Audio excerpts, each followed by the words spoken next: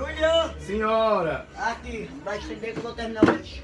Oxe, eu vou estender roupa onde? Eu vou sair daqui a Eu não quero pouquinho, saber rapaz, que tu vai ó, chega estender, tal. eu quero saber que tu Oxi. vai estender na casa de caralho, entendesse? Oxi. Vai estender lá fora, que não vai chover agora não. Vai chegar Vou da escola. terminar, o resto o problema é teu. Oxi. Vice? Quando terminar, tu avisa. Vai, mãe, estende já. Já entendeu? Dá um balde pra eu botar o resto.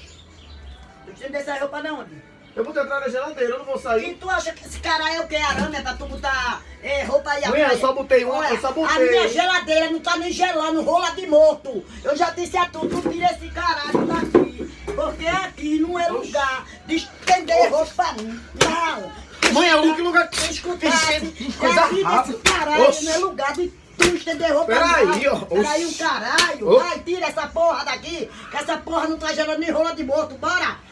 Bora, não fica rindo não, frango safado da ideia mole. Bora dar o cu, arrombado, pau no cu. Vai.